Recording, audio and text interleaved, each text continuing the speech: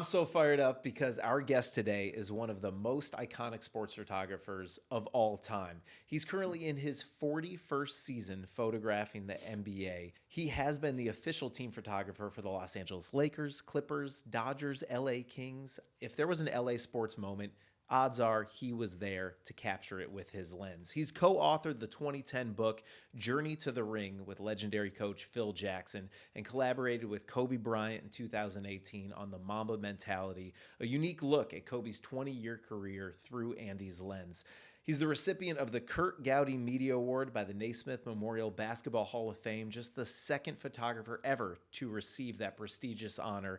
He hosts a popular podcast, Legends of Sport, and today he is here with us from Brooklyn, New York, all the way to Los Angeles, California, my friend, Andy Bernstein. Yeah. Andy, thank you for being here and getting in the zone with me. Well, I'm so happy to be here with you, first of all, and thanks for rattling off like that history. A couple of those things I forgot about. You've done a lot. Yeah. You've done a lot. You've been a lot of places, and what's amazing is your best work is still ahead of you. You're still shooting at games every week. You were there. You'll be covering your 41st NBA Finals this season. That's correct. Yeah. It's unbelievable, and I'm so excited for this today because you have so many stories. If a picture is worth 1,000 words, you've got millions of them to share with us, and you do a great job on your podcast, so thank you for coming on In the Zone to share some of those stories with me and our audience. Yeah, thanks, Jay. I appreciate it, man. I'm excited. Now, I mentioned you're originally from Brooklyn, New York, and any good host knows you can't get right into the main course. You got to warm you up here. You get started with some apps, right? Right. So let's get started with a segment we like to call Starters. So all the way from your hometown of Brooklyn, New York, from Avenue J in Brooklyn, this is DeFara Pizza. No way. Yes, it is. Are you kidding me? This is fresh DeFara Pizza. This was made yesterday, and we brought it in just for you. That is unbelievable. Nice. This is officially, when I was a kid going to DeFara's on Avenue J in East, I think it was East 14th Street or 15th Street. You could go. This is God's honest truth. You could go get 2 slices of fruit punch for $1. Wow. $1, right? Now the slices I think are $5. Yeah. The pies are 30 or whatever. It's crazy. Yeah, But it's anyway, amazing. Now, I know you're currently maybe gluten-free. Yes, I am. This That's unfortunately correct, is not gluten-free. I don't know if that's, by Is it choice 'cause real? Is it actually real pizza? This is real pizza. No, I'm kidding. I don't know. You can put it down there. I don't know if you want to take a bite. It's I up to think you. I'll just keep it here. Keeps me warm. It keeps you warm. All right, perfect. Yeah, that works. Wow, That works. that's amazing. How did you even know that? This is what we do. Yeah, that's incredible. That's Wow. right. Shocking. The research, yeah. So tell me what it was like growing up in Brooklyn and, Yeah. why this place means something to you. Well, I am going to put it over here if you don't mind. Yeah, no, Because please. I'm going to get tempted to break my diet. I'm sorry. I think you might have to at some point. You're going to smell it for the whole episode. It's amazing. Yeah. Well, Brooklyn was a great place to grow up as a kid because it's in New York, in the city, but it's not the city. The city is, we would call Manhattan the city. So Brooklyn was really a suburb. Where I grew up, it was all single family houses and stuff, some apartment houses. I didn't know any different, but sports wise, it was a wonderful place because we played all different sports in the schoolyard. I had a hoop on my garage. In the winter we would clear the snow off on the street and play football or street hockey, and we'd go to the schoolyard in the winter and play tackle football on concrete with ice on top. Yeah. It was just crazy, but it was a great place to grow up. And my dad came from a big sports family. I was born in 1958, which happens to be the auspicious year that the Dodgers moved out of Brooklyn. So my uncles and my dad, which is in Jewish tradition, for a year wore a black armband. So if you see, this is true, if you see pictures of me as an infant or a newborn, all the men in the pictures are wearing a black armband. They were in mourning over the Dodgers. Well, I took that very personally when I was a kid. But but my dad took me to we were not I was not allowed to utter the word Yankee in my house. In fact, here's a story. I don't think I've ever really told this story. I'm sure you don't know this story, but back when I was a kid, the big thing was collecting baseball cards, flipping cards. Trading cards was a huge thing, right? So I used to cut out of Hebrew school and just flip cards and trade cards with my friends. Came home one random day, and my dad was already home from the office, and I came rushing in the house. Said, "Dad, you're not gonna believe this." I think it was like 8 or 9, and I traded half of my collection for this card. You're not gonna believe it. And he goes, "Oh, let me see that." And I bring it over to him, and he looks at it. It's a Mickey Mantle card, right? I was so proud of it, and he goes like this, whoosh, throws it on the floor. He goes, "Don't you ever bring anything with that logo or that name ever into this house again." Whoa. Yeah, true that story. card would be worth a lot today. Yeah. Oh, man. So that was kind of like the mantra of the house. That you didn't mention Yankees. So obviously I grew up a Mets fan. Yeah. And I'm going to Mets games, and they're winning like 8 games in the whole season. Yeah, 1965, whatever. But by 69, I was 11 years old, and Gil Hodges happened to live around the corner from me. I lived on East 24th Street. He lived on Bedford Avenue. And that was the year of the Miracle Mets when they won the World Series, and it was just an unbelievable accomplishment. And wow. For all us kids, it was a dream come true. And we actually made a parade for Gil Hodges down Bedford Avenue, all us kids from the neighborhood. Cool. So that's kind of how I grew up. I grew up a big Rangers fan, big hockey fan. But always a big sports guy. You've always sports were an important part of your life. Huge. Yes. All right, I have to try this DeFar's pizza. I'm sorry. It smells too good. I love it. Tell me, what are some of your memories of this pizza? By the way, we got this in from our friends over at Goldbelly. It's incredible. I don't know if you've heard of them. No. They're great. They will ship you stuff all over the Seriously? country. Yeah, exactly. So DeFar's Pizza, I knew that this had a special place for you. They made it happen. When this I was first made moved to California to go to Art Center, and I was homesick. My sister would send me DeFar's Pizza, wrap it up. This is even before FedEx. Yeah. Okay? She would wrap it up in aluminum foil and mail it in some kind of mailing thing. Right. In a box. I'd get it a week later. Anyway. Well, now overnight it's very easy. Just click a button. Yeah, so that's unbelievable. I like to say it was difficult, but it was very easy to make it happen. Thanks to Goldbelly. So thank you for this. It's good. I see why you like this. Yeah. So take me back to Brooklyn. You're a big sports fan. Yeah. Where did your love of photography begin? Well, when I was 14, my dad and I got to back up, okay? Wow. Growing up a Rangers fan, my dad was my dad was kind of a wheeler and dealer. He was a clinical psychologist. He was a professor, but he, my dad had this kind of shtick, this way of always finding a bargain, finding the right people, knowing who to kind of schmear, as we say, who would take care of us, if we needed good seats for something or whatever.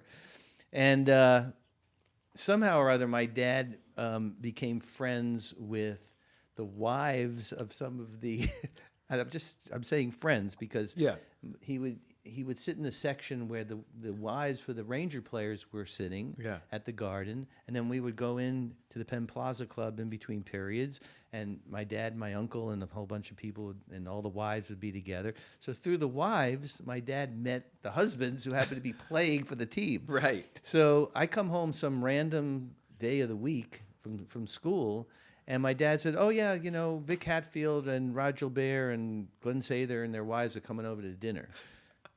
And I said, "Does Mom know about that?" Right. And all of a sudden, these guys show up at our house in Brooklyn, which is insane. Yeah. And next thing I know, we're shooting pool together in the basement, and they're yucking it up and having a great time. So my dad forged a really close relationship with Glenn Sather, who was kind of like a B- level player, quite frankly, at the time. And they stayed great friends. Glenn had a huge interest in psychology, and he picked my dad's brain all the time on that. My dad, of course, loved having a friend who played for the Rangers and get great access, to everything. So Glenn was from from Western Canada, from Alberta, a beautiful part of Alberta near Banff, and owned a hockey camp and a gigantic territory out there of property. And he invited me to go to the hockey camp. And this was going to be the summer of my 14th year. So to prepare for the hockey, I know this is a big buildup, but to prepare for the hockey camp, right?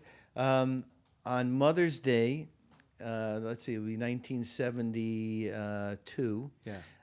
We go to the Sky Rink in Manhattan, and my dad's going to teach me how to do hockey stops and all this kind of thing.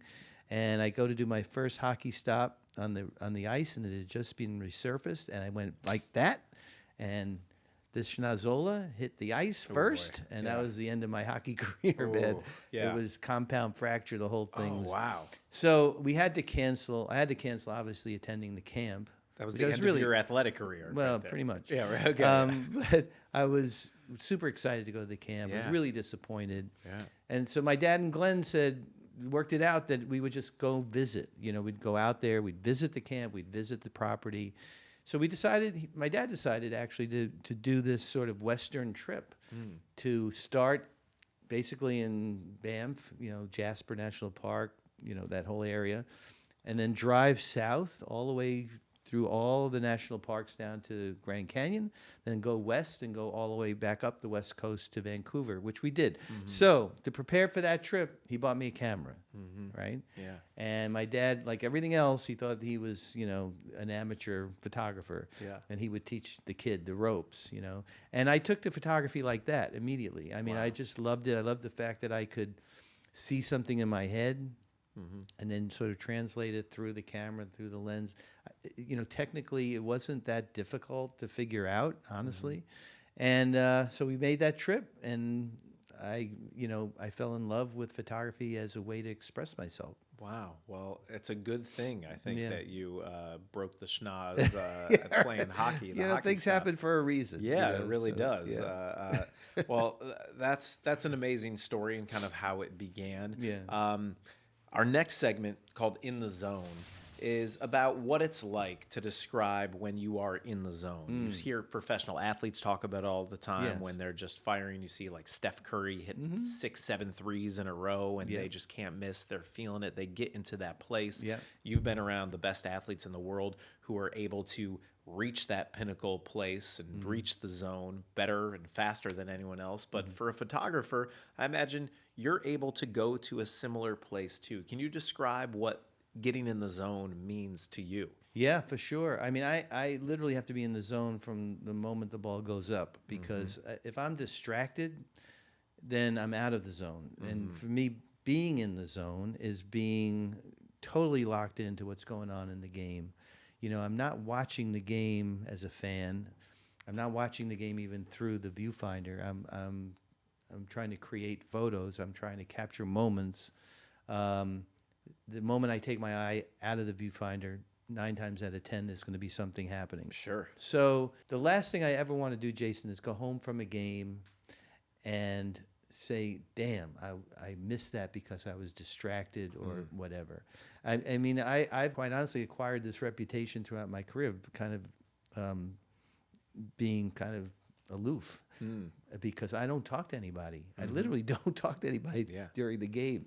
And my assistant even knows that. Like he knows to only come over if something's going wrong or he needs to tell me something during a timeout. Because you need to be locked in. Exactly. Right. And, anybody can get in the zone and stay in the zone if they can recognize it in the moment. Sure. And then can replicate it. And Kobe, of course, was the master of that. Yeah. I Well, mean, you had a front row seat to witness that transition and how he was able to do that. For sure. I mean, there's the photo that sticks out of him that I shot. It's in our Mamba book. It's during he's literally meditating during the national anthem at a finals game. Yeah.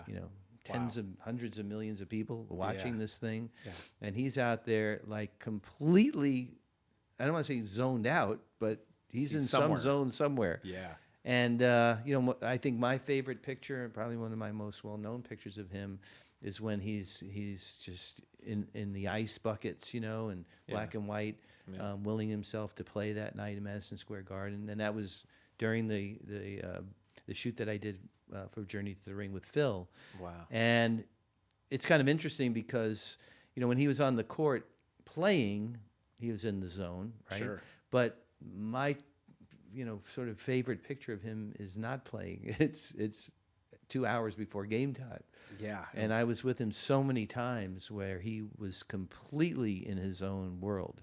Yeah. I mean, he wouldn't even respond if you talked to him, but there was like a wall up. Wow. It's amazing. Wow. Well, you mentioned that feeling you want to avoid of driving home and, kicking yourself that you were distracted or you missed the shot. Over your 40-plus year career covering the NBA and professional sports, there had to be some moments that you just missed. Oh, damn. I knew you were going to go there, Yeah. Jay. Is there a moment that still haunts you, that you dude. had the shot or you see it in your mind's eye, but the lens didn't capture it? Let me preface that by saying every night there's a picture, 2, 3, 4, that I don't get, that I didn't get it. I mean, it could be all kinds of reasons why. Hopefully it's not operator error. Right. But, ref could be in the way. LeBron goes in for a dunk and his arm's in his face.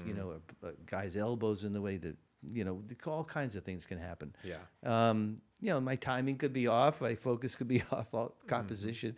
But that happens, and that's just part of what I do, and I have to live with, right? I mean, Steph Curry doesn't make every shot that he puts up either. Yeah. So, I'm happy with the percentage being above, 50. Sure. But if you're asking me about pictures, there's 2 that come to mind that will stay with me the rest of my life. I mean, the first one was when, I think you remember when Denver, the number 8 seed, beat Seattle. Seattle. Yeah. Mutombo In Seattle. was on the floor with the That's basketball. the picture I missed. Really? Yeah.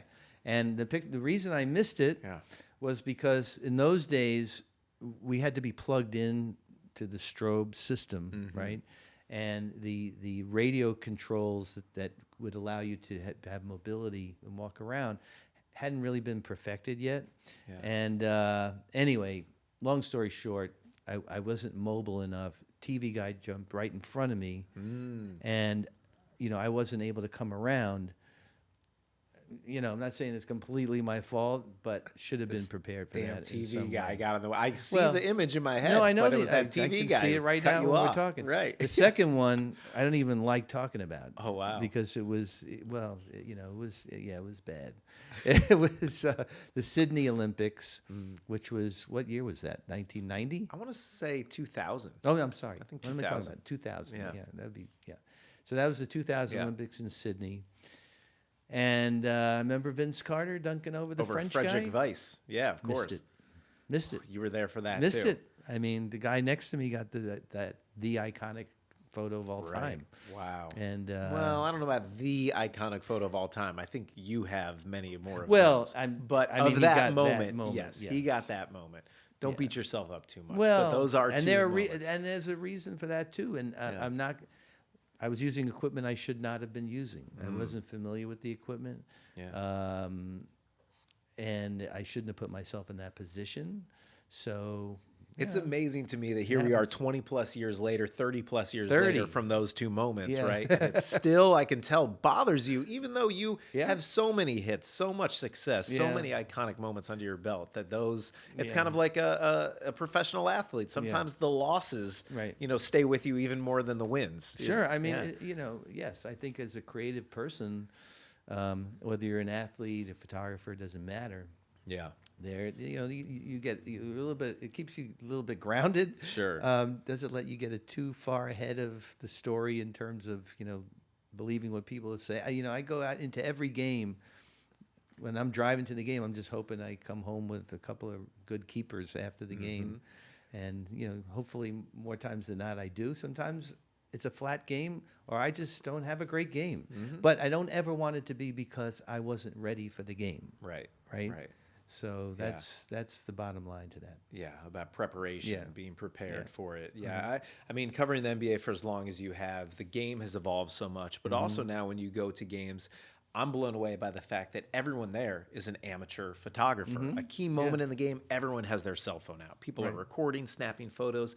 Has the fact that everyone is there trying to get their shot, has it changed your approach or what you do in any way whatsoever?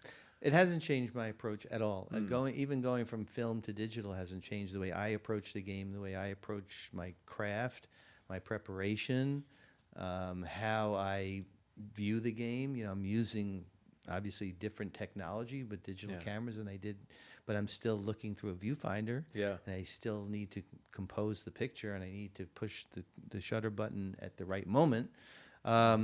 So none of that's changed. I think it's fantastic as a photographer that every person on the planet has the capacity to be a photographer. Yeah. And you see little kids, you see grandmas, you see everybody out there with their iPhones composing and learning. And it ratchets up the sort of, I don't know, the respectability of the craft. Yeah. Photography was always looked at as sort of kind of like a hobby.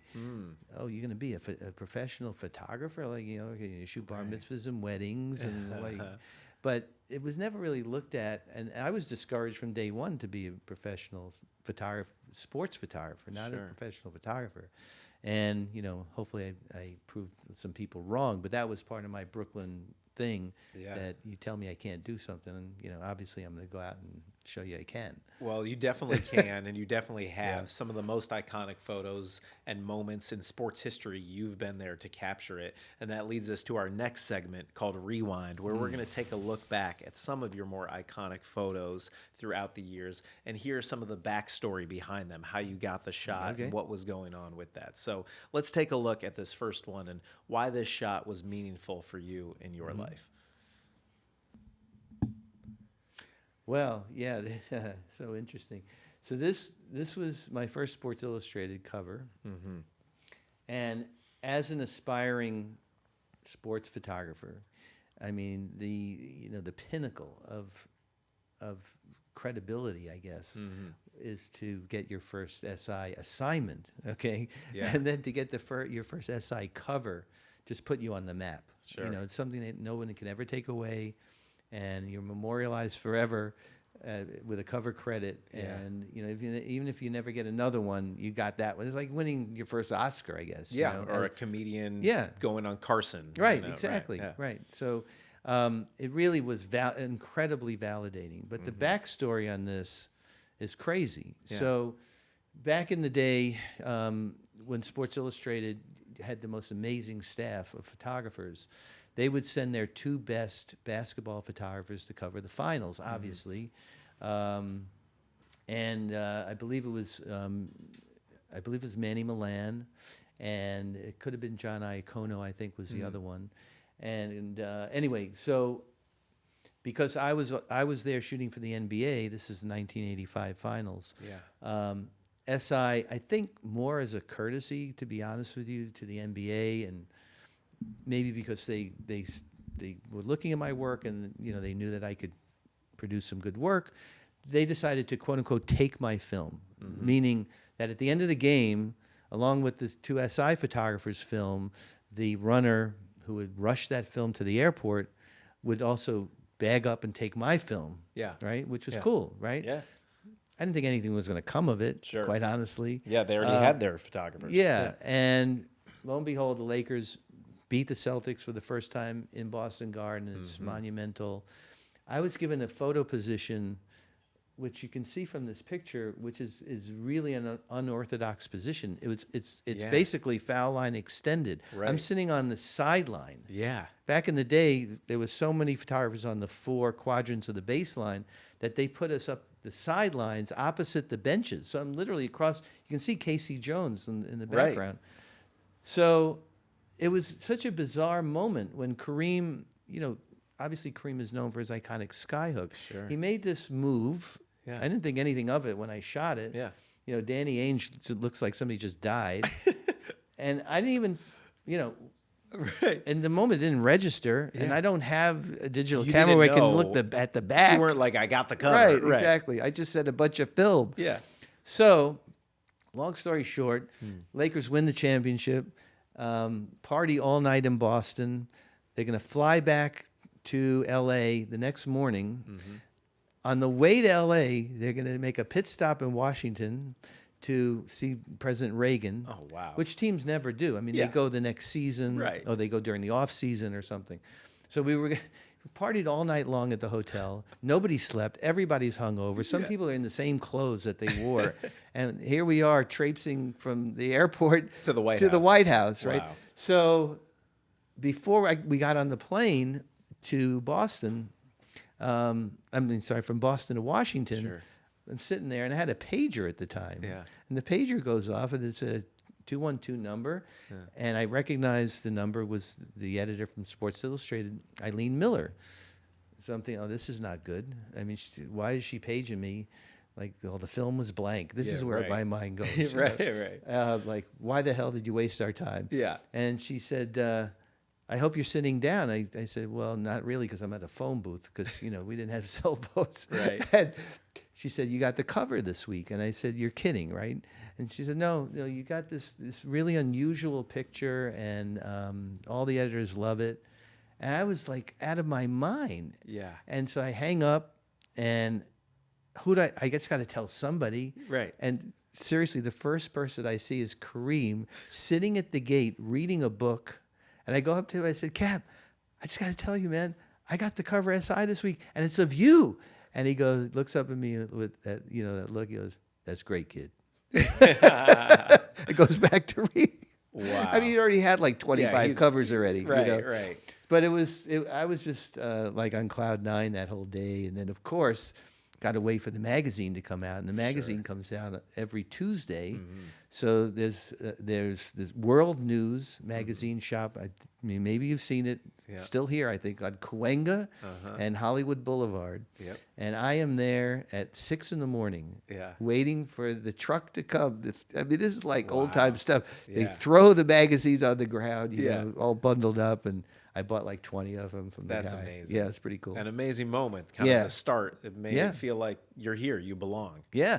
It totally validated me. I mean, not that I questioned if my destiny was to become a sports photographer, but to be put on that level of having an SI cover is pretty cool. That's very cool. Yeah. Well, that was just the beginning of so many more shots that would come. So let's take a look at this. Was kind of the beginning, but we've got more to show you. So when you see this shot, what is kind of the first thing that comes to your mind? Well, this David Stern said that my photo of Bird and Magic, either this one or there's another one from the 87 finals, sort of define the era. Yeah. Which is kind of cool when your boss tells you that. Yeah. What comes to mind was how incredibly frustrating it was to try to get these two dudes in the same frame together. And, it still kind of gives me a little bit of a stomach ache thinking about it, because as you know, they play different positions. Back in those days, there wasn't a lot of switching going on like there is now, where you'd have guards guarding forwards and blah, blah, blah. Sure.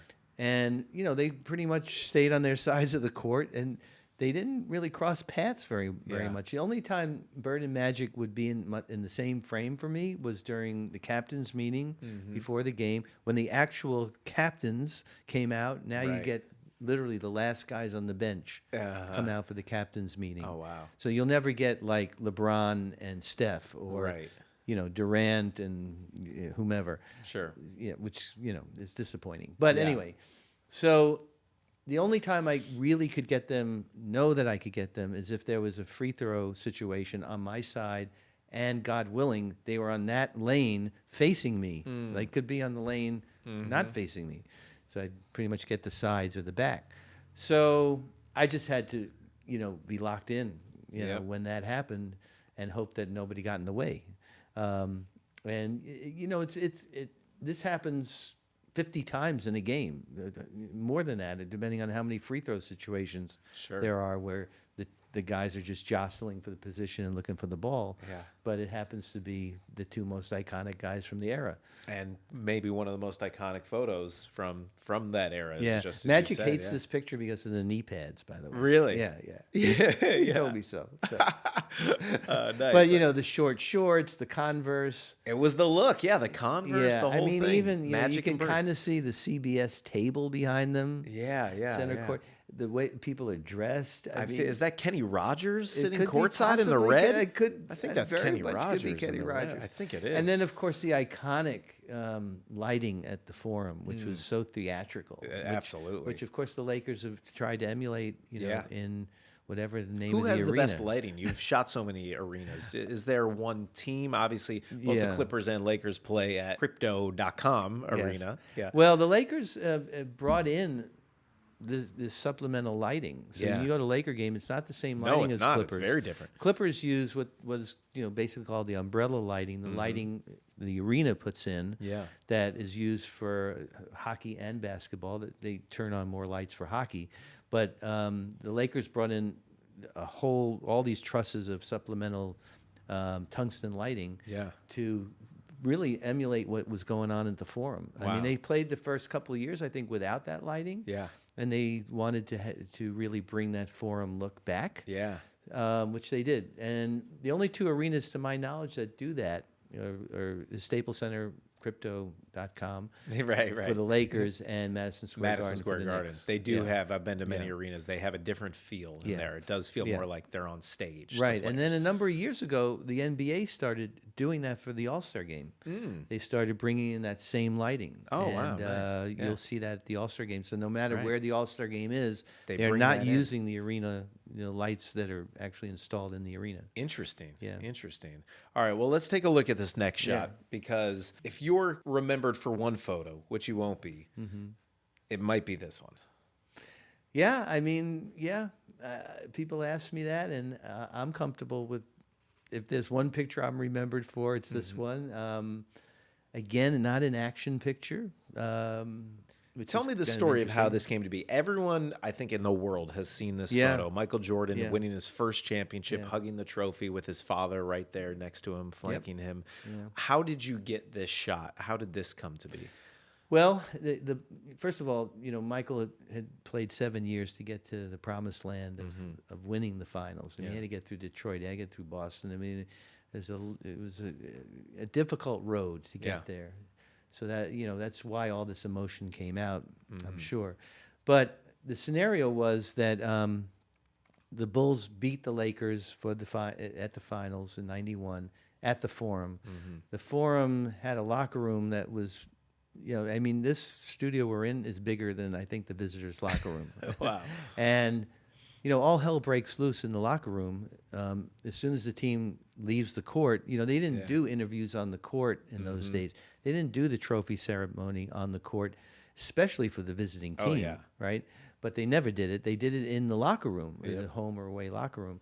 So the network, I think it was NBC at the time, they have this little makeshift stage, like in the corner, and cameras and lighting, and I'm the first guy in as league photographer, but the players are already starting to whoop it up with the champagne. Everybody and their mother was in that locker room. It was absolutely packed. Yeah. Right, and it's sweltering in there, and they're going live to do the So I couldn't get any vantage point other than jumping on this bridge table in the middle of the room where they have the tickets and the gum and whatever the guys need. The bridge table was just there. I was hopeful that I wouldn't break it. Yeah. I literally jumped up on top of it because I could see literally like 9 feet away as they do at the trophy ceremony. Right. So they do the ceremony live on TV. They break for commercial. They're going to come back and I think it was Brent Musburger was going to interview Michael. Nobody can find Michael. Like, people are literally screaming while all hell is breaking loose behind me. Yeah. It's Michael. Oh, we got to get Michael. Yeah. And I don't know. It just instinctively something told me, look to your left. Like, I looked over here, like literally 4 feet away, right there in a locker, holding the trophy with his dad next to him. I just scooched down a little bit, had obviously a flash on my camera, banged a couple of frames. Wow. and then somebody came and grabbed him. Just that quick. Yeah, That's it was how pretty this- quick. I Wow. mean, it was amazing, and it's a very photojournalistic picture. It's flash on camera, as you can see, kind Yeah. of a little harsh. So what's really interesting is when The Last Dance came out, Yeah. and we all watched it, right? it was great. But they did basically an episode of this moment. I don't know if you remember. And they zoomed in on the ball of the trophy. Right. And you can see me In with the the flash reflection. going off at this moment. Wow. I mean, it gave me chills. yeah. Yeah, it was Seeing crazy. this- I did a screenshot of it. That's it was wild. so bizarre. That's So, crazy. long story short, Jason, this picture was so poignant because his dad was murdered shortly after that, a few years after that, and at some point following the death of his dad, I got a call from Michael's office that would you mind making a print for Michael? He would like a print to hang in his office. Wow. And I'm like, would I mind? Of course not. And my dad got to know his dad during the whole Dream Team thing, and we had this sort of unsaid father-son thing going on. Wow. And anyway, it just means so much to me how much it meant to him. Yeah, absolutely. And of course, none of us knew he had 5 more of these to win afterwards. Sure. So it sort of has taken on this historic status in the Yeah. history of the NBA because it's the first one. It just continues to blow my mind. All of these pinnacle moments in NBA history, you were there, and watching The Last Dance. It's sort of like a Where's Waldo? Where's Yeah, Andy? right. Yeah, we had a lot of fun, me and my family, because of course we were all cooped up from the pandemic. For So sure. we're all watching it, and my daughter's like, "Is that you, Dad? Is that you?" You're everywhere. What's with the mustache? And you Well, have the big, speaking of you know. being everywhere, let's take a look at this next one. You kind of alluded to it, how you got to document the Dream Team in Yes. Barcelona, which Yeah, is yeah. amazing. So let's take a look. There's 2 shots here. There you are with the mustache shooting Oh my MJ. God, yeah. And then also this team photo, which is an iconic photo as well. Oy. But how did that come to be? Where was this shot? Getting all of these guys together, the greatest basketball team ever assembled. Yeah. And what's the story behind these moments? Oh, it is so crazy looking at this picture, both of these, Jason, Yeah. because when I was with the Dream Team, I was embedded with them from day one of training camp. Wow. So this literally is almost that, from the beginning of training camp to the gold medal in Barcelona. And my cohort, Nat Butler, and I had shot individuals of all the players in their USA basketball uniforms. I was able to actually shoot Stockton and Malone together. He got Scotty and Michael together. But then they did this, the NBA and USA Basketball put out this chorus line poster, which was cool, but there was no team photo of Yeah. the guys. So when we did training camp, we didn't do a team photo. I don't even think they had the uniforms ready at that point, honestly. Wow. And then we went to Portland for the Tournament of the Americas, which was the qualifying tournament Yes. for the Olympics. Yeah. And Craig Miller, Jim Tooley, Sean Ford, those guys from USA Basketball, are like, Andy, we got to do a team photo, and we can't do it on the court because they didn't want this Portland, Sure. whatever, they wanted it to be sort of not More generic, but- neutral. yeah. Yeah. So I said, okay, great. When are we going to do it? Where are we going to do it? They said, well, we can do it before a game in the basement of the Portland Coliseum. I said, in Okay. the basement? Yeah. Like, okay. And I went down there, and the ceiling, literally, if you see the top of the flag, is an inch above the flag. Yeah, I mean, yeah. it was the most insane place to do team photo. And all they had was black pipe and drape. Right. Because you can see it's a schlocky black pipe Yeah. and drape. Here's the So- greatest team ever right. assembled. They're like on a bed sheet Right. from And the I'm hotel. thinking, well, guys are gonna not separate out from the background. Right. And they had told me, don't worry about the flooring. And I said, but I didn't have like a seamless or any backdrop or anything. Yeah. We had a bunch of like white sheets Right. hanging around for something. So I said, well, let's just and then I had to do levels of these guys. So Right. So we got a bunch of, I think, Gatorade boxes and Wow. milk crates. Wow. And we just draped these white sheets over it so we'd get some separation Yeah. of the shoes and the legs and things like that.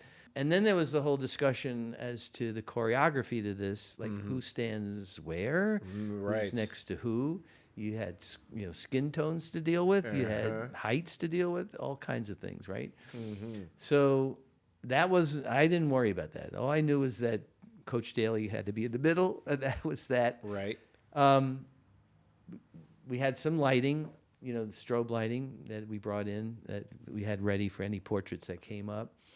Literally took one frame, and half the power and half the basement went out. So I shoot one picture, and that whole right side went away. Oh, wow. And and we weren't smart enough to say, can there be an electrician on site? Yeah, right. So my buddy Nat is he's like looking for the fuse box. It was like a Laurel and Hardy episode. Unbelievable. It was the most ridiculous thing. So we finally got the lights back on, and these guys were not happy with me. I just got to tell you, they're just not happy. But long story short, this has become the team photo. Yeah. However, it became the cover of the book that Alex Shashier wrote on the Dream Team. It was the cover. And I don't know, at some point after the Olympics, Jim Tooley, the head of USA Basketball, gets a letter, irate letter. I think it was from a veteran or somebody who said, you guys realize that you put the flag, you had the flag facing backwards. Oh, wow. Right. And Jim he called me on the phone. He goes, are we supposed to hang the flag in some certain way? And I said, I don't know. I mean, you threw this whole thing together. I'm thinking, if the flag is going horizontally, if the stars are there and you just turn it 90 degrees. I didn't know. Yeah. Apparently, you have to hang the flag with the stars on the left side if you're hanging it vertically. Stripes. Yeah. And, if this was done today, obviously that could have been photoshopped and changed. Sure. But it was already out there, So that's just a little tidbit of a story. Wow. And then the photo on the right, it's so crazy. I mean, the guys won the gold medal at the arena. They did all the media stuff they had to do. And then they got on the bus without taking a shower. Yeah. They all got on the bus. They didn't have to sweat that much, those games. They Exactly. were winning pretty easily. But still, I mean, that never happens now. Right. And they get on the bus. We go back. There's a little party in the hotel. And we had brought this backdrop knowing that, God willing, they'd win the gold medal. Sure. We'd be able to shoot this. And this is about 3:00 in the morning when we finally got each guy to come over, pose with their gold medal. They got Magic and Jordan together. Of course, I got Chuck Daly with all the guys, all that stuff. And Nat shot this crazy photo of me with the old RZ67 film camera. Right. Shooting this. So wow. It's funny to see it. It's amazing. It's amazing hearing the stories behind all these iconic photos that we can picture, that we know, that we've seen. But as we said, a picture tells 1,000 words, and there's so much to say about each one. Let's take a look at this next group of photos, because you were lucky enough to have a front row seat for Kobe Bryant's entire career. There he is from the day, I believe, maybe Baby you Mamba first met him, right? yes. Was that the first day you met him? That's the first moment I met him. Was on my set for his rookie headshot. Wow. Yeah, and crazy. There's the photo you mentioned in the ice bath, in Madison Square Garden. So many. It's hard to even choose for your book. The Mamba Mentality is an incredible collection. Obviously, he's dearly missed, and I know that he meant so much to you. You've gotten to shoot some of the greatest athletes in the world, but of any one athlete, you saw his entire career from start to finish, you know, up close. Can you even put into words what Kobe meant to you, not just as a subject, but as a person and a friend? Well, as a subject, as a photographer, it's an absolute gift, to be in front of an athlete. It's like if I was with the Beatles, before they became the Beatles, in the bars in Hamburg, through Beatlemania. Yeah. To be behind the scenes with him from day one, literally day one. And it is the very first official picture of him in a Laker uniform. Right. And the last picture of him in a Laker uniform I also shot 20 years later. Wow. And, there's maybe a million pictures in between without exaggeration. Yeah. So as a subject, you couldn't ask for anything more than that. I shot all of Magic's career, but of course Magic's career was cut short. He didn't play 20 years, and I wish he had. We all wish he had. Sure. I was around Jordan his whole career, but I didn't live in Chicago, so I wasn't at every game. I literally shot every Laker home game. Yeah. And many, many, many road games, and every single finals game, and All-Star game, and Olympics, and everything else he did. Yeah. So, and he was the most generous, accommodating, grateful. But I always knew where I stood with him, right? I always knew that the last thing I wanted to do was distract him in any way by being behind the scenes, because that's kind of the double-edged sword. If you're given that access, if you've earned that access, sometimes just by being in the room or the click of the shutter could really distract him, and that takes away from everything I've built my career on, really. Sure. So, because the last thing you want to do is have a guy, say, hey, you know what? We don't want Andy in the locker room anymore. He's become kind of a distraction. Well, let me ask you about that. Has there ever been a moment, because here you are, so many intimate moments. You see Kobe with the trophy, seemingly, alone, reflecting him pregame. Is there ever any moments in your career where you were conflicted and you realized, I can't shoot this moment. This is too private of a moment that you're not even going to take the shot? Well, there's only really one that comes to mind, honestly. First of all, let's keep in mind, I'm working for the league and I'm working for the team. Sure. Be it whatever team, I'm with at that moment. If it was the Dodgers, if it was Clippers, Lakers, Kings, whoever. Yeah. So I'm not there to record a gotcha moment or to make a player look bad or embarrass a franchise or anything. Sure. They know that, right? So, by that is something that I pride myself on, but it's also a given.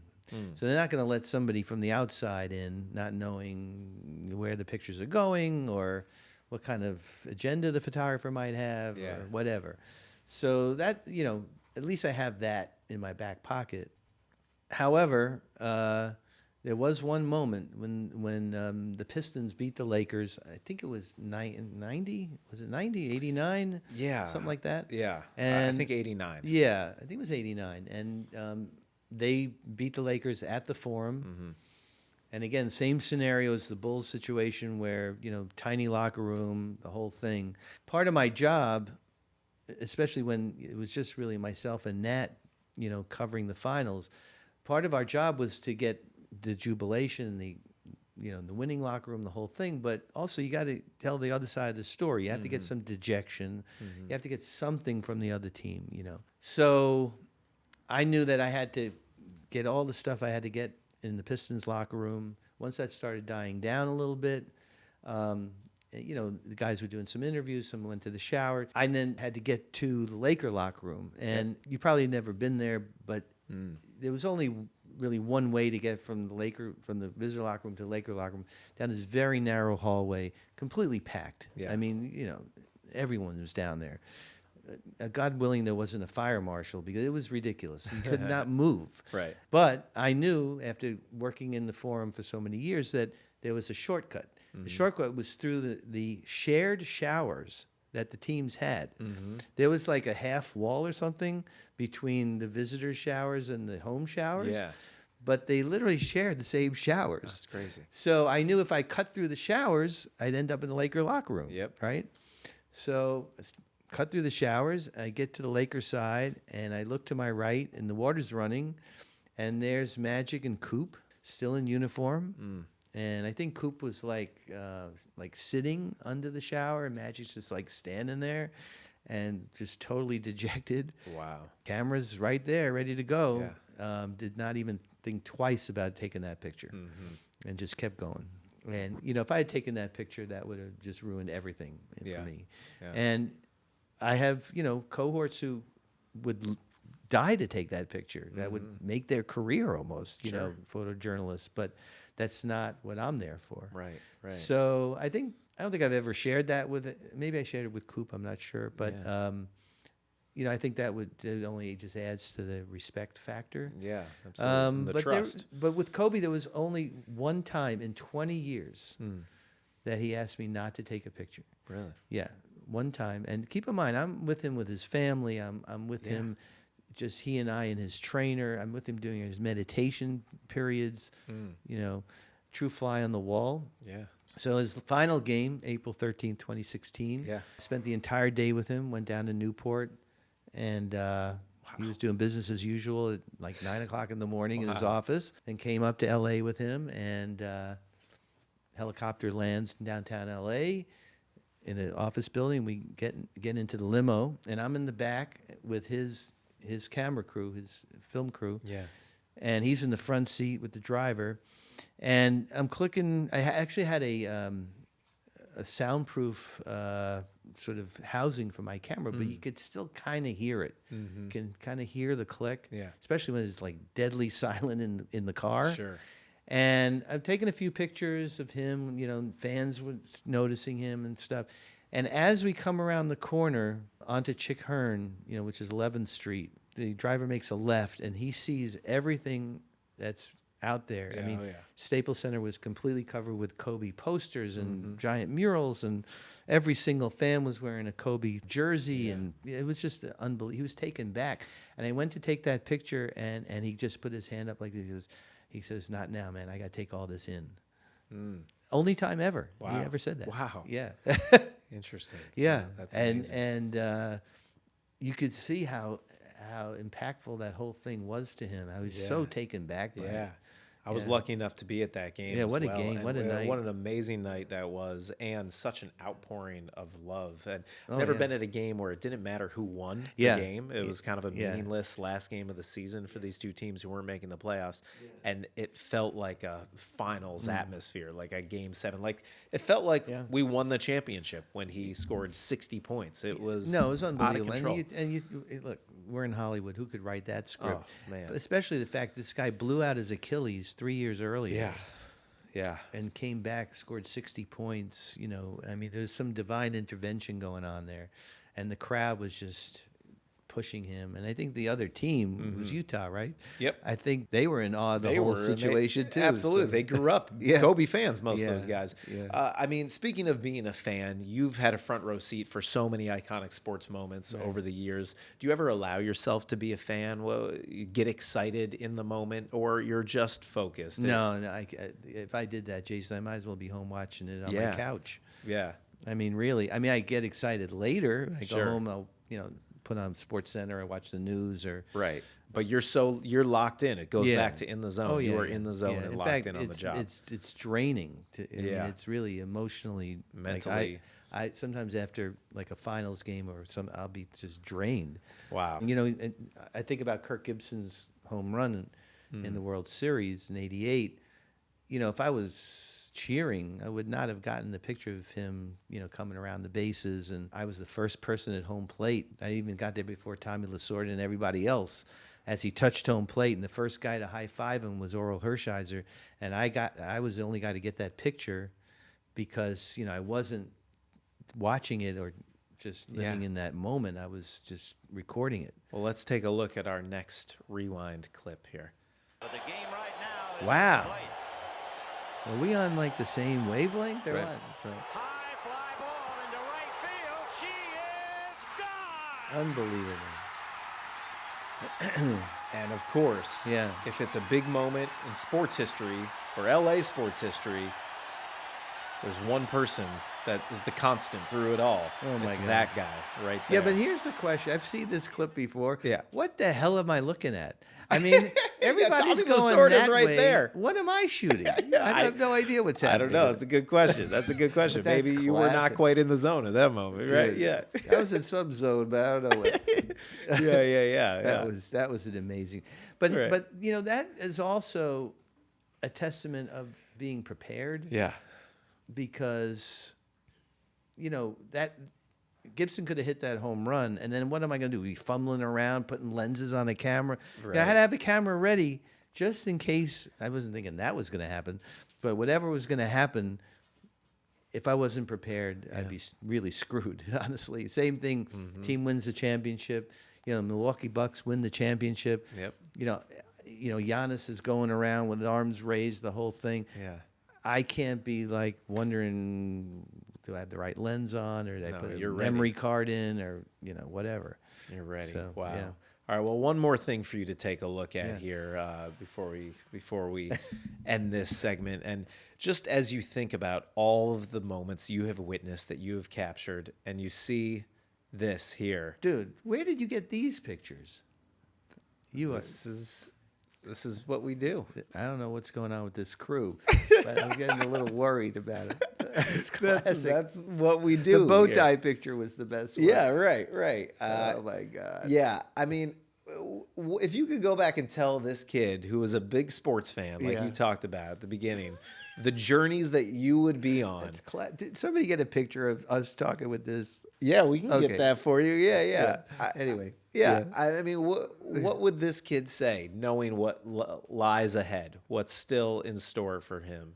Well, I had no hair issues at that so that was kind of fun. But Yeah, that was fun. Yeah. but I look at the little doggy over there. His dog's name was Polonius JJ. Oh, And catchy. the poor thing got hit by a car on Avenue I while I was watching it. So, Oh, yeah, that was not good. And that's actually on the little. We had like an 8x10-inch piece of grass in front of our little Yeah. house on Avenue I in Brooklyn. But I was closest, and still am closest, with my sister, and which is a whole other story that you and I share, of course. But Yes, you know. and many people don't know Right. that you're related to. I mean, your sister is a very well-known person. Do you want to tell everyone a little bit about who your sister is? Yeah, my sister is an actress, Didi Khan. Yeah. People might remember her from being Frenchie in Greece. Right. And she and her husband, David Shire, actually lived in this house where you and I are doing this interview. And what took place where we did this interview, too? I mean, literally, like almost This garage. to the inch in this Yeah. garage, where you've converted beautifully into a studio. Thanks. Was David's office and studio, where he composed movie scores, Broadway scores. Literally composed the score to Norma Ray, which he won the Oscar for. I don't know even what year that was. Wow. Late 70s. He composed it in this room. That's wild. Yeah, That's crazy. wild. Yeah, I know. Well, there's Unbelievable. magic here Yeah. for sure. All right. Absolutely. So they know where to send us the Emmy for this. Right. Yeah. Perfect. Right. Well, that was cool. I hope you enjoyed that trip down memory lane, all the way from the very beginning through. Yeah, but I'm a little concerned how you got your hands on these pictures. But All right, we so can talk next about we that have your. later. This is a game we play called been- Andy's Taxes. So now we have your IRS filing. No, Yeah, I'm I'm kidding. surprised you don't have my bar mitzvah picture here, Jason. I'm very disappointed. That's our next game. Yeah. We don't worry. Don't doubt me. We got it. Yeah. Name yeah. Andy's Torah portion. right. Got it. Cool. Well, thanks for taking a look through all that. You're Yeah, killing me. for sure. All right. So this Yeah. next game that we play, you've gotten to know so many players in the NBA over the career. You mentioned that when you were young, you collected cards. You had that Right. Mickey Mantle card that your dad Yeah. ripped up. Well, I collect cards as well. Ah. So I have a pack of 2020-21 NBA Hoops, Panini NBA Hoops trading cards here. There's Nice. 8 cards in here. And real quick, word association. I want you to tell me the first thing Yeah. that comes to your mind when I show you this player. Don't overthink it. Don't think at Are all. you in opening fact. this for the first time? Yeah. Wow, Yeah. okay. I'm not stacking the deck here. This is it. This is authentic. This is what we're doing, okay? Yeah. There we go. All right. So you tell me the first thing that comes to your mind when you see, you just shot him in the finals, Cam Johnson. Oh, this guy. Dude, it's so funny you bring this guy, because that was the third picture I didn't get. Really? Yes, was Cam Johnson's dunk. Yeah. And I was In the finals. In the finals, it was game. I believe I got it. Let me think about this. It was game 3. Yep. Yes, it was game 3. Yeah. It was his first game in Milwaukee. I must tell you, I was distracted. Really? I missed it.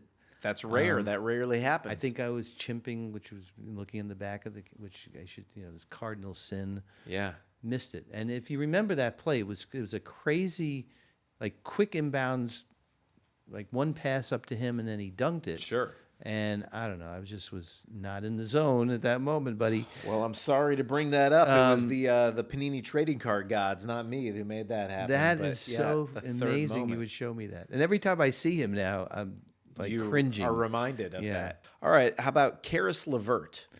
Ooh, now see, I remember he was on Brooklyn. Yep, he was. Interesting story with Karis Yeah. LeVert, which I don't know if you know this or not.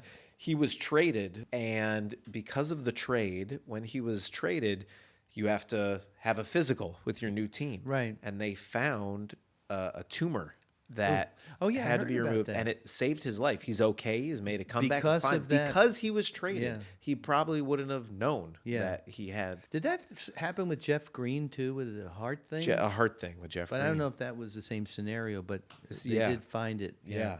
Yeah. Pretty. All right. But well, he's a guy I don't really shoot that much. Sure, he only unfortunately. comes through once or twice here. Exactly, Right, yeah. exactly. Yeah. All right. This is a cool one. This is a rookie card with a piece of his jersey. Okay, all right. Jackson Hayes of the New Orleans Pelicans, his jersey rookie card. Yeah. Probably, I don't know if you've had a chance to shoot him yet or not. Well, but you here, know, I check this I only out. You shot can- the Pelicans once this season, Yeah. and I think this guy did play. Yeah. I mean, he didn't really stand out to me, quite Sure. honestly, but I think it's kind of cool that they put the piece of jersey, because you can actually, Right. it's a tangible thing. Yeah, exactly. Don't rip that up like your yeah. dad with the Got- Mickey Mantle card. Yeah, got some interesting hair, this guy.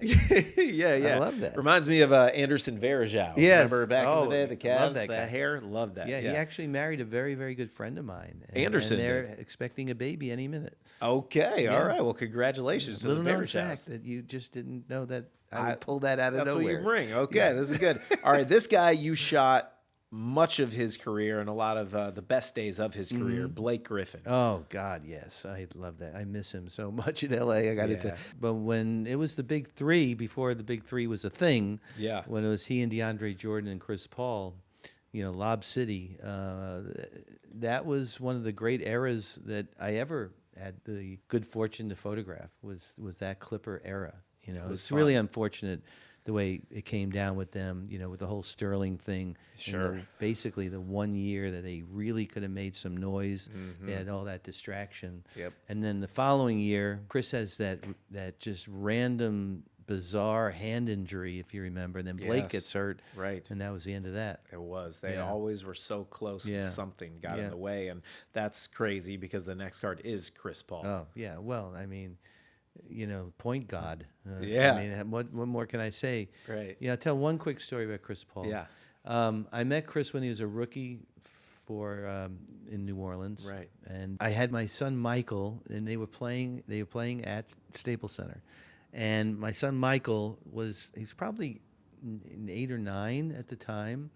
And this was during the Laker heyday. So the whole city of LA were, just totally Laker lovers, and everybody's wearing Laker gear. Yeah. My son decides that he's going to be the rebel in the school and in life, and wear Clipper gear to school every single day. I mean, literally every day he was wearing Clipper something.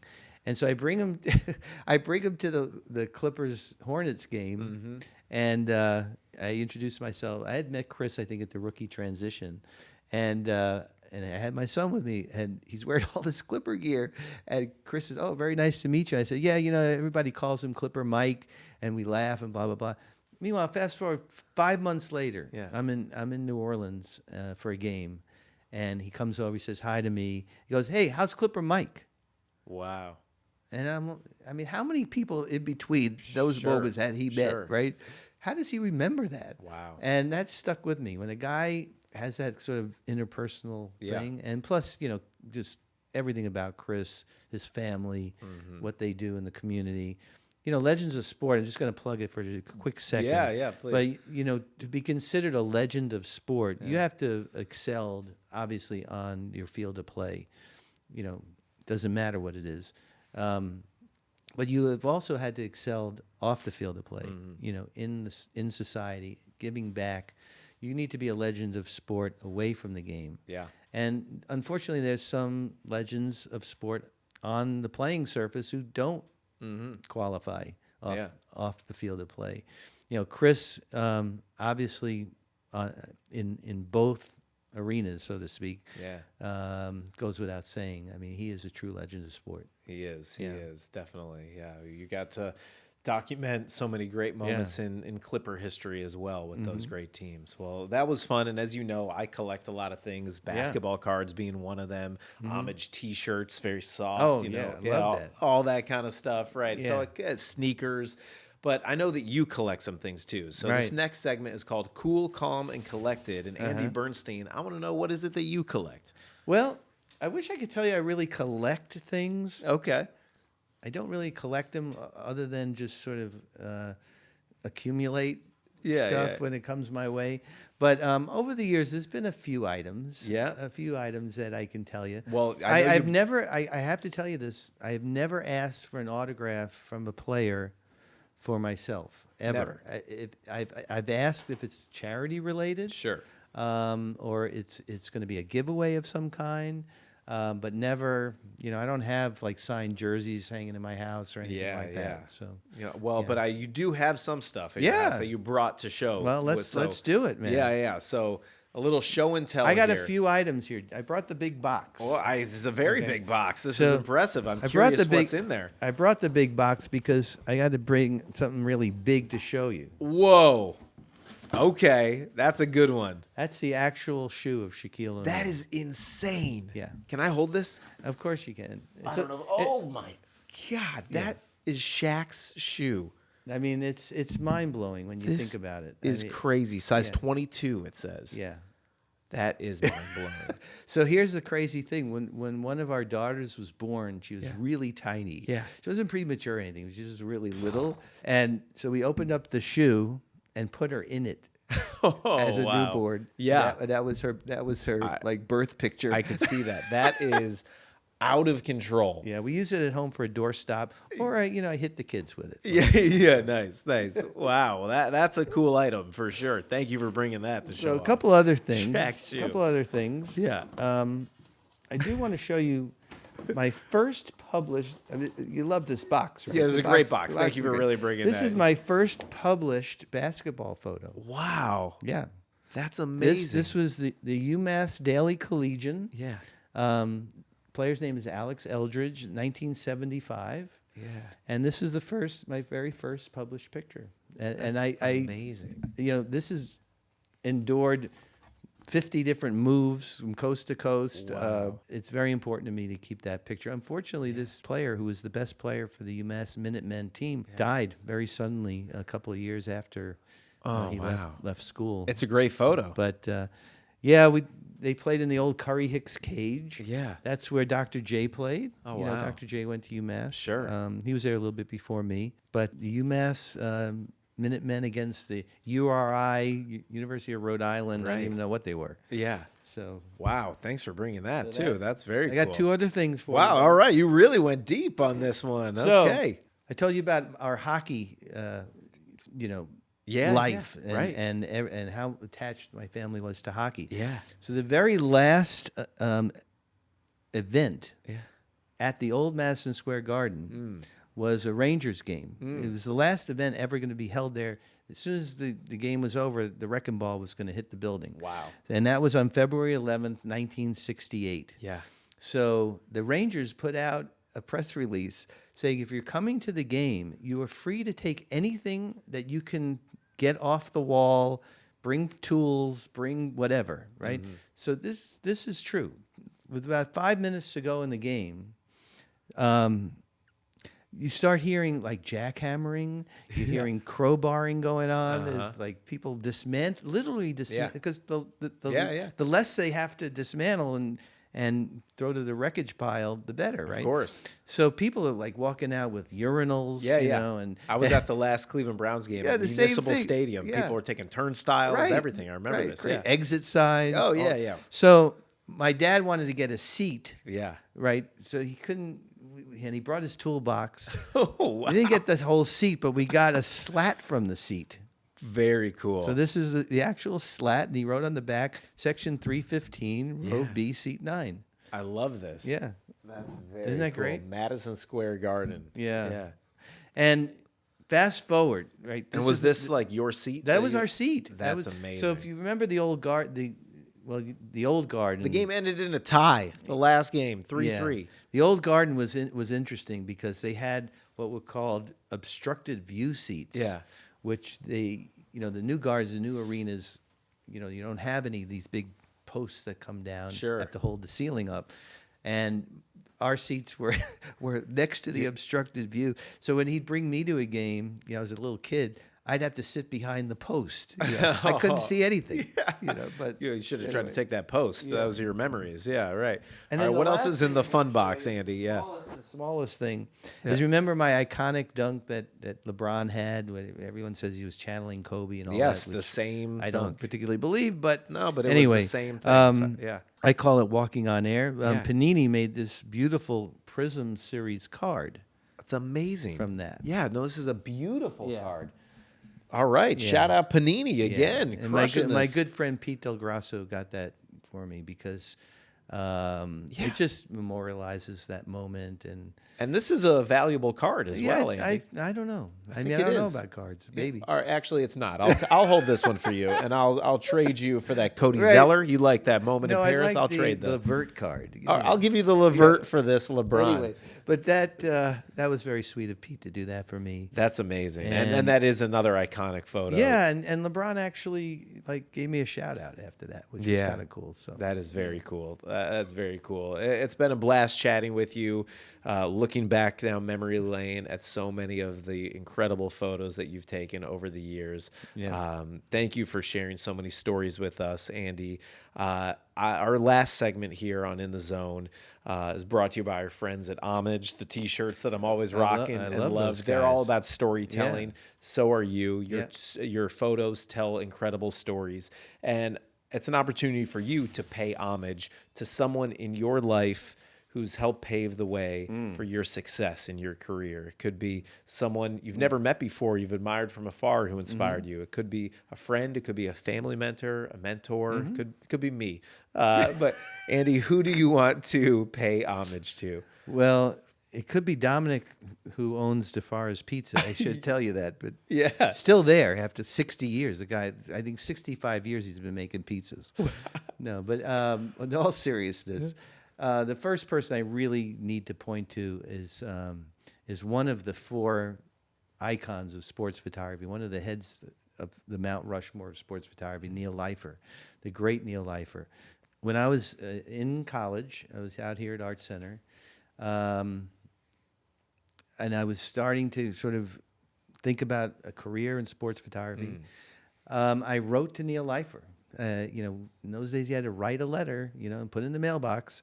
I got his address, and I wrote to him, and I said, "Dear Mr. Leifer, I'm a young sports photographer. I've admired you and your work, and blah blah blah. I'm coming back east for Thanksgiving, and I would just love the opportunity to meet you. Maybe have a cup of coffee or something, and please, look at my portfolio." And I put my phone number in, and he called me back. And he said, "Yeah, sure, kid." Neil talks like a mile a minute. He says, just call me when you're in town," and blah blah blah. And I'm thinking, he's just being nice or whatever. And I think somebody had made that introduction, so it wasn't like I was coming out of left field, but it wasn't like a favor to anybody. Yeah. So anyway, I go to New York. I call him the first day I'm there. He says to come to the apartment, kid. And it was up at someplace in the Upper West Side, I believe. And I go up there, and it's literally a museum to Neil Leifer. I mean, there's his iconic Ollie over Liston, and there's his Y.A. Tittle, and there's Joe Namath. I'm like, oh my God, Wow. it's literally unbelievable. Right. And I showed him my portfolio, and I thought he'd be very nice. And I thought it'd be a 20-minute meeting. It was 2.5 hours. Wow. He spent with me.